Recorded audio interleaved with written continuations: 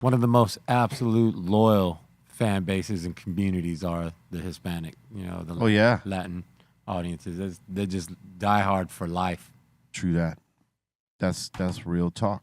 They'll follow you for life. Yeah, It's almost like shout out country to music. them. It's almost like country music, like country art, country artists, country music artists. Their fans follow them the whole time, Yeah, forever. forever. It doesn't matter if the single's popping or not.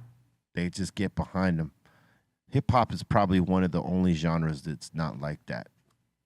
If it ain't popping, it ain't cool to get down with you. You know what I'm saying? Like it could be dope, but if it's not like the thing and everybody's talking about it, like the masses of what is the contingency of the hip hop fan base don't get on it. Music is really tough. If you wrote, say you made a record and let's say the whole record was hits. I mean, just one to done. Every song was a fucking banging hit. Boom. Are we clear? Damn. You're clear. I'm not. No, you're clear.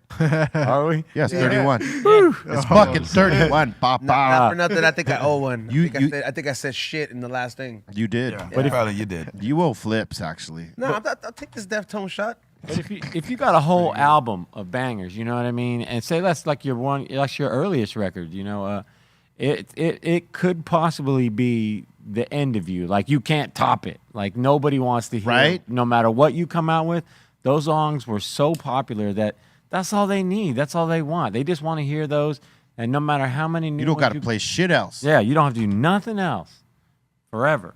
Yeah, cheers. Take this fucking bitch ass shot. And what's crazy is that they want new shit, They want it, but they don't really care about but it. they don't really care to hear it live as much as they do those first initials. Yeah. Like you're almost stuck playing those. And if you're one of them artists who hates doing that and you just want to play new shit, it's almost like a curse to you. Yeah, you can become a hostage to your own greatness. But for me, I don't look at it like that. For me, I look at it like, you know what? These are the songs that made us. These are the songs that fans love so much. And that's great. Far be it from me to take it from them because I want to. Let me force feed you this new shit. I want you to love this because this is what I love right now. But that's being selfish as an artist, I think, when you're trying to like make them take this when they want that. Yeah, no, I back that completely. Yeah.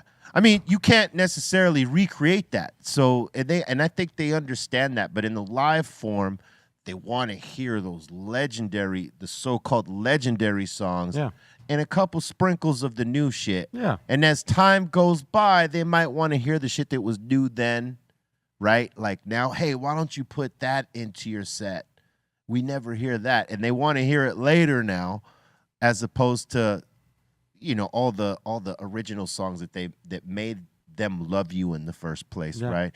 It's like a time to let it breathe. You could put it out, but you don't necessarily got to put it in your set because they want to hear all the old shit. They want the old stuff, and your new stuff going to take about a decade before it gets the respect it deserves when it came out. You just said it. That's facts. Like for the Rolling Stones, no one cares that they make a new record, but they'll still sell out stadiums and stuff because they got a catalog of hits that they really don't have to do one new song. Yeah, nobody's showing up to Paul McCartney's, For all the new shit. For all the new stuff. Nobody wants to hear those sad songs, bro. I mean, he'll sprinkle in a new song or two, and then you'll get a decent response. But then he goes and plays the OG shit. And that's a whole other different thing right there. It's a whole different response. That's what people are paying for. They want to hear those classics. That's what they call the goods. They want to hear the goods, right? What they consider to be the gems, the like the things that made them love you. Like I said, you know what I mean? You cannot exclude those joints from your set because the minute you do that, you lose your core base.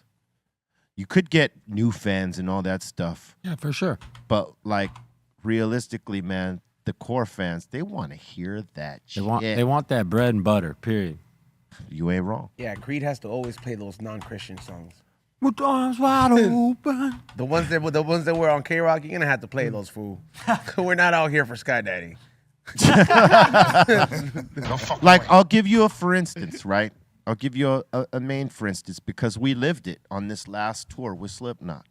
We had just put out Back in Black, and it's a dope album. I stand by that. No problem in saying that. It's a dope album. Did we play any of it for this shit on? I'm traumatized here.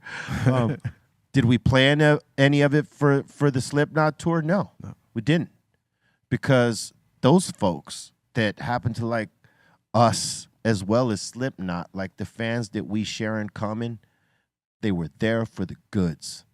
If we were to play this new album, that would have been selfish on our part, because realistically, they don't know it yet. They're not familiar with it yet. And what they really want to see is the songs that they're familiar with and that they know and that they want to smack in the face with.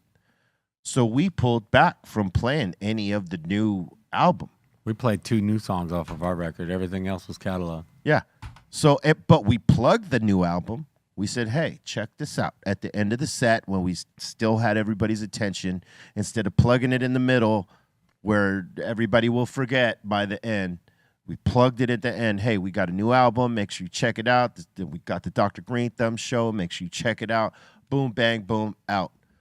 Know what I'm saying? But, like, we did not divert from playing the goods, because we know, like, okay, you know, in a solo show, or not a solo show, but like a Cypress-oriented show where it's just our fans and our core fans that get everything. Yeah, in that scenario, we play our new shit. Do you think people give the same chance to music as they did at one point, though, with the music industry and every genre being so saturated? Like, I think that affects like the opportunity for something to actually become timeless. Like how some of the records where they blew up in a certain era. That's why like certain movies have, like, benefit off of that. Yeah, because of soundtracks. Yeah, I mean, the music today, man, you get so many artists coming out with music today. It's like oversaturated, you know, in a way. Big time. You know, because too many albums out. I mean, before it's like every Tuesday, you know, a few new albums come out, maybe 10 new albums. Now people just dropping albums every single day of the damn week whenever they want. So it's like they're oversaturated. So it's a lot to take all that in. It's too much of one thing. So you have to, you know, if you're a fan of one group, you're gonna, gonna check them out. But there's so much stuff to choose from. It's crazy. The oversaturation kind of kills it. Oh yeah, you know? It's crazy oversaturated. The access too for the music, like, and it's been for a long time. That's why they got 2 drop days, Tuesdays and Fridays. But now you got artists so independent, they're dropping any day. Doesn't necessarily have to be a Tuesday or a Friday. With no promo. With no promo. They just say, oh, we're dropping the album tomorrow. I support that.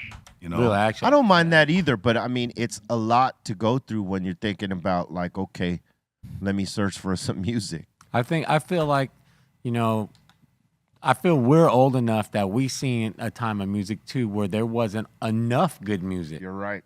True. You know what I mean? Like, this is like actually like we're kind of at that time where we're getting what we were wanting, you know, 20 years ago. True that. You're not wrong. These are facts. If this had existed in the 90s, bro, we would have took so much advantage of this shit right here. Music was a whole different trip then. Oh my God. But you know, we did it the hard way. Our groups. That was the only way we had. Yeah. Our groups did it the hard way, and we're successful at doing it the fucking hard way. It's the only way we had, but that's why we have core fan bases like we do. The Circle magazine was Instagram. Our social media was literally us being social. We made an audience by meeting people. And as they would say, networking with people back then. Yeah. I mean, look, Estevan sort of briefly touched on it through Chuck D on our documentary. If you haven't seen it, Cypress Hill, Insane in the Brain on Showtime. It's going to be in demand pretty soon. But the whole connection with the fan base, that's exactly right. Before, you know, you could interact like via chat rooms and live shows, live streams like this, man, we used to be out there with the fans interacting, Yeah, we're just hanging out with them. hanging out with them, and that was the deal. I mean, that's part of the deal for us anyway. We'd go out there without security, Yeah, and just hang out. Sometimes shroom out, whatever. or take acid, or smoke out, or have a drink, whatever it was. We'd just be chilling with the fans like nothing, and that part right there, that was everything at that point. Because not too many artists were willing to engage with their fans like that. They did through fan clubs and crap like that, but no fan club is like it's not the same thing as out there being with your fans. Yeah. Like real, person to person stuff. Fan clubs were OG meet and greets. Yeah. Via mail. Mm-hmm. Via mail. Like they send you letters. Like, man, we got so many letters and pictures from people when fan clubs existed like that. We'd get like bags of fucking mail from people all over, and we, what's crazy? Real mail, physical mail. Physical mail. And what's crazy is that we read it. I would have it sent to me wherever, we were stationed at the time, like the way you see we're here now, right?